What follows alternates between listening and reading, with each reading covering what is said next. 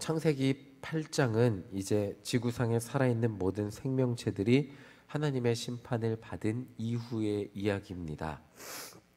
40일 동안 멈추지 않고 내린 비로 인해 세상은 완전하게 물에 잠겼고 세상에 있는 모든 생명체들은 심판을 받았습니다.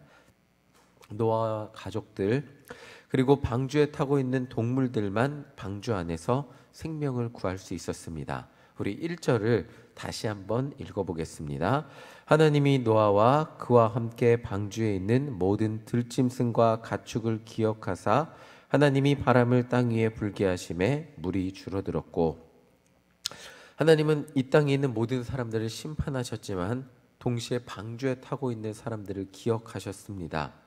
하나님의 심판 가운데서 방주 안에 있는 사람들은 생명을 구할 수 있었습니다. 그런데 방주에 타고 영원히 살아야 하는 것은 아니었습니다. 방주는 어디까지나 임시 거주지였을 뿐입니다. 하나님은 방주에 타고 있는 생명들이 다시금 하나님이 생명을 위해 예비하신 장소인 땅에 내려가서 살 수 있도록 물이 줄어들게 하셨습니다. 하나님은 먼저 이 땅 가운데 바람이 불게 하시고 내리던 비도 멈추게 하셨습니다. 그렇게 150일이 지나서 물이 줄어들었고 또 40일이 지나서 잠겼던 산들의 봉우리가 보이게 하셨고, 또 노아는 비가 멈추자 창문을 열고 새들을 내보내서 확인하기 시작했습니다. 까마귀와 비둘기가 마른 땅을 찾아서 날아다녔고, 계속 비둘기를 일주일 후에 내보냈을 때는 감람나무 잎사귀를 가지고 왔습니다. 그리고 일주일 후에 다시 비둘기를 내보냈을 때는 돌아오지 않았습니다. 여기서 말해주는 것은 인간의 생명을 구원해준 방주, 모든 생명을 구원해준 방주라고 해서 그 방주에서 영원히 살 수 있는 것이 아니었다는 것입니다. 비둘기가 그 방주를 떠났습니다. 임시의 거처일 뿐이었습니다. 얼마 전까지 죄악만이 가득했던 그곳에 하나님의 심판이 멈추고 이제 새로운 생명이 탄생하자 비둘기는 방주를 떠났습니다. 하나님은 하나님이 심판 그곳, 하나님의 심판이 끝난 땅 가운데 새로운 희망이 자라게 하셨습니다. 그것이 감람나무 잎사귀였죠. 우리 11절 다시 한번 읽어보겠습니다. 11절입니다. 시작. 저녁 때에 비둘기가 그에게로 돌아왔는데 그 잎에 감람나무 새 잎사귀가 있는지라. 이에 노아가 땅에 물이 줄어든 줄을 알았으며, 얼마 전까지 물로 인해 그 어떤 생명도 발붙일 수 없었던 곳에 감람나무 잎사귀가 자라났습니다. 이제 생명들이 살아갈 수 없는 것처럼 보였습니다. 아예 땅이 보이지 않았죠. 하나님의 심판이 영원하다면 그냥 방주 안에 떠다니다가 생을 마감해야 될 수도 있었을 텐데, 하나님은 땅이 다시금 보이게 하셨고, 땅만이 다시 보인 게 아니고요, 땅이 보이니까 하나님의 창조의 섭리가 다시금 나타나게 하셨습니다. 창조의 섭리가 다시금 나타났다는 증거가 감람나무 잎사귀입니다. 하나님의 창조의 축복이 땅이 나무를 잎사귀를 맺는 것, 식물을 자라게 하는 것, 땅이 그 식물을 자라나는데 영양분을 공급한다는 것은 하나님의 창조의 섭리가 그 땅 가운데 다시금 나타났다는 것을 말해주고 있습니다. 잎사귀가 자라났다는 것은 이제 생명들이 살아갈 수 있는 땅이 다시 드러나고 있다는 것이고, 그들은 물 위에서 정처 없이 떠다니는 인생이 아니라 한 곳에 정착하여 그들의 두 다리를 내리고 걸으며 땅이 주는 소산물을 먹을 수 있게 되었다는 것을 의미하기도 했습니다. 그들에게 다시금 땅이 주어졌다는 것은 그들에게 다시금 삶의 터전이 주어졌다는 것을 의미합니다. 아무리 배를 타는 여행이 즐거워도, 크루즈 여행이라고 있더라고요. 아무리 크루즈 여행이 초호하고 즐겁다 할지라도 우리는 배 위에서 평생을 살 수 없다는 것을 알고 있습니다. 우리는 그 크루즈 여행, 아무리 그곳이 좋아도 다시 땅으로 돌아와서 일상을 살아야 한다는 것을 알고 있습니다.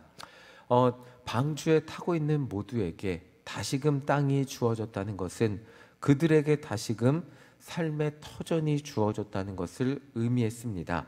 또한 그들에게 다시금 땅이 주는 소산물을 먹으며 살아갈 수 있게 되었다는 것을 의미했고, 다시금 자신의 노력과 의지로 안정된 곳에서 정착해서 세상을 살아갈 수 있게 되었음을 의미하고 있습니다. 인간과 동물들 모두에게 다시 살아갈 땅이 주어졌다는 것은 그것이 진짜 하나님의 축복임을 오늘 말씀을 통해 우리에게 깨닫게 해주고 있습니다. 비둘기가 다시 방주로 돌아오지 않았습니다.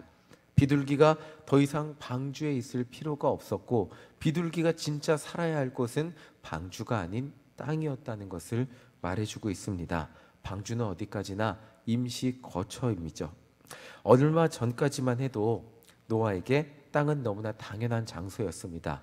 홍수가 일어날 때 노아의 나이가 600살이라 그랬거든요. 그럼 홍수가 일어나기 전까지 600년 동안 땅에서 살았어요. 농사를 짓고 밥을 먹고 잠을 자는 너무나 당연한 일상의 장소가 땅이었습니다. 그런데 하나님의 심판이 임하니까 비로 인해 땅은 모습을 감추었고, 노아는 땅에서의 일상을 잃어버리고 방주에서 물 위에서 떠다니는 채로 모든 사람들이 다 죽을 때 자신은 그 방주에서 하나님이 자신의 생명을 구원해 준 것으로 감사해야 했습니다. 그런데 이 8장 1절을 보면 하나님이 노아와 동물들을 기억하셨다는 말이 있습니다. 노아와 동물들을 구원해 주신 것으로 끝나는 것이 아니고 그들을 기억해서 은혜를 베풀어 주셨는데, 그들에게 베풀어 주신 은혜가 물이 줄어드는 것이었습니다. 물이 줄어들고 땅이 나타나는 것이었습니다. 땅은 계속해서 말씀드리지만 인간이 평범한, 아무것도 아닌 평범한 경작을 하고 노동을 하고 수고를 하는 일상을 살아가는 장소였습니다. 방주는 내 생명을 구원해 주는 장소입니다. 그리고 방주를 타기만 하면 모든 사람이 죽을 때 나는 살 수 있는 장소고, 방주를 타고 있으면 높은 곳으로, 또 비가 너무 많이 내리니까 높은 곳으로 올라가게 됩니다.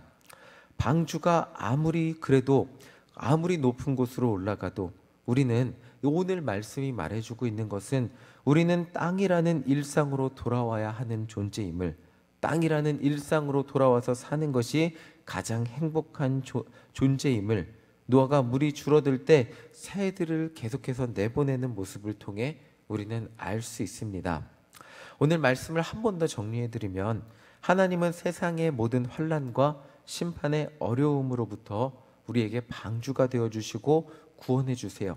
그러나 하나님이 우리에게 주시는 진짜 선물은, 그 구원의 은혜 이후의 진짜 선물은 아무것도 아닌 것 같은 평범한 일상으로 돌아와서 그 시련 이전의 삶을 살아가게 하시는 것이 진짜 하나님의 선물이라는 것입니다.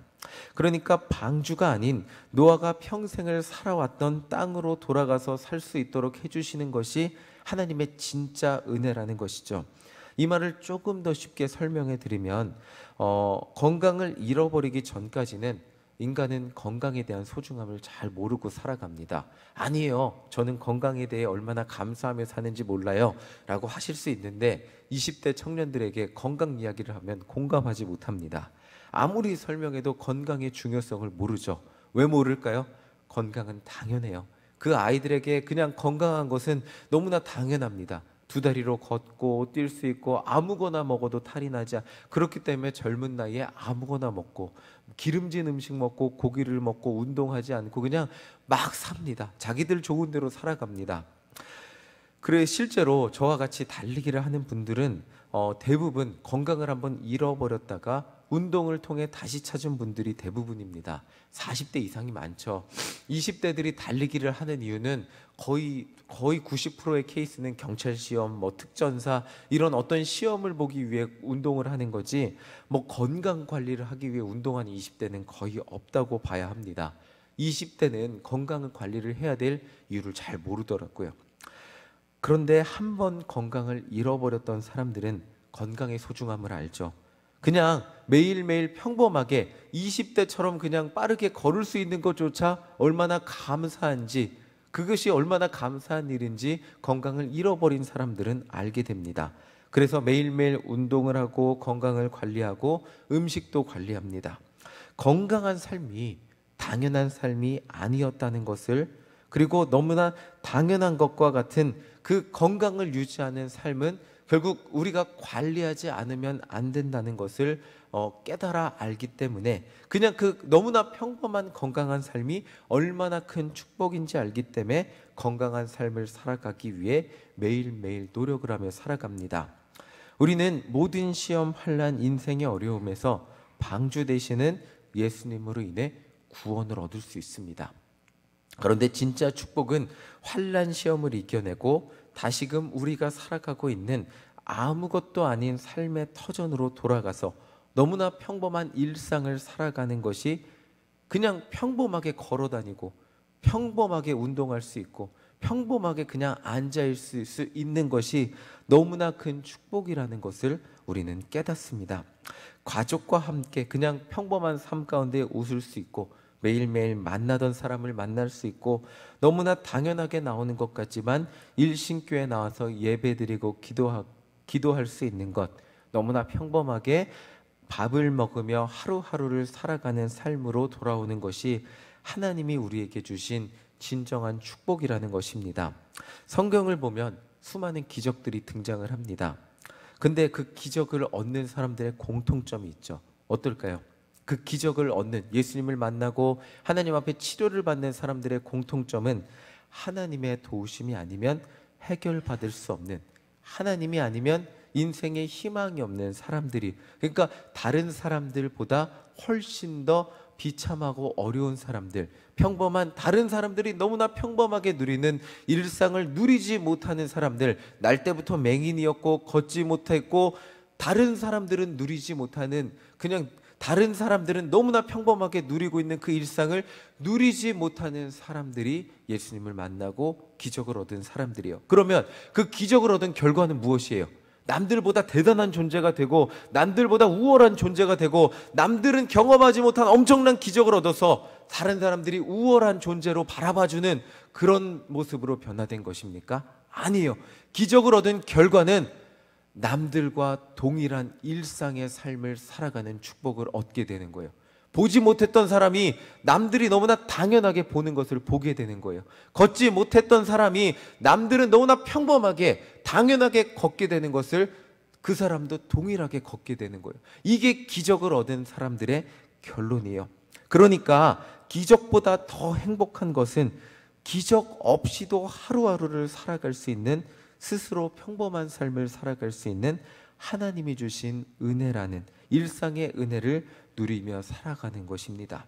내가 삶을 위해 너무나 평범하게 노력할 수 있고, 내가 오늘 하루 삶을 위해 기도할 수 있고, 내가 오늘 그냥 내 하루 삶을 위해 걸어 다닐 수 있고 말할 수 있고 예수를 전할 수 있고 노력할 수 있다면, 그리고 그 노력의 대가로 삶의 소산을 하나하나 얻을 수 있는 것이 진정한 축복이라는 것입니다.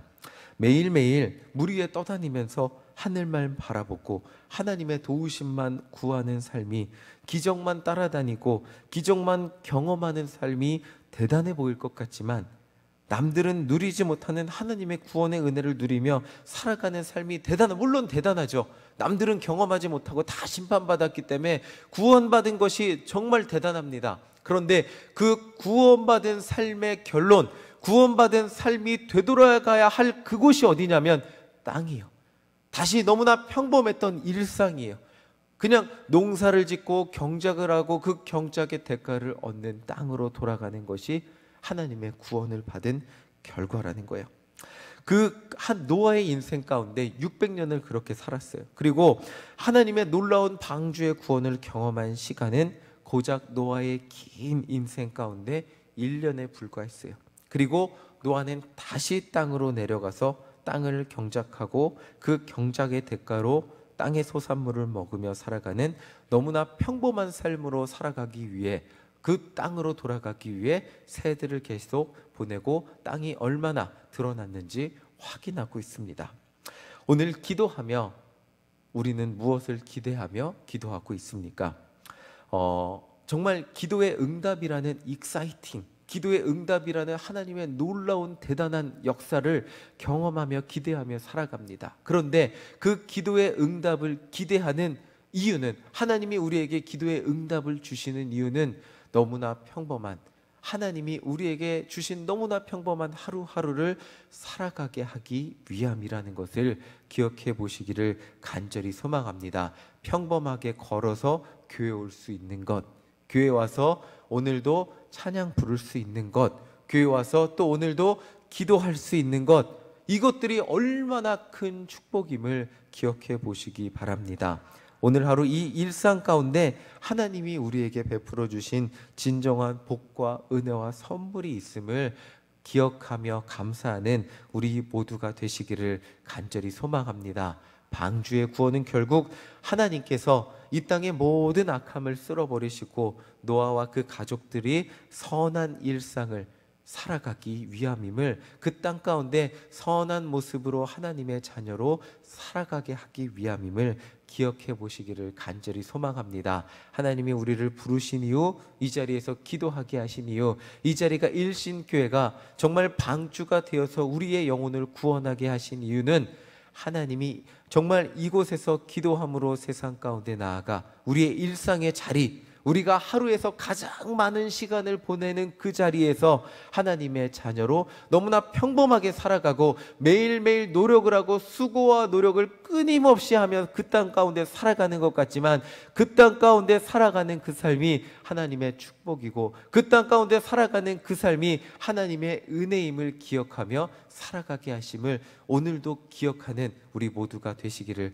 간절히 소망합니다. 오늘 이 새벽 시간 기도함으로 우리가 정말 하루하루 매일매일 주어진 삶 가운데 하나님이 주신 은혜와 하나님이 주신 그 평범함의 감사를 누리며 살아가는 우리 모두가 되시기를 간절히 소망합니다. 아멘. 이 시간 찬송가 288장 함께 찬송하시겠습니다.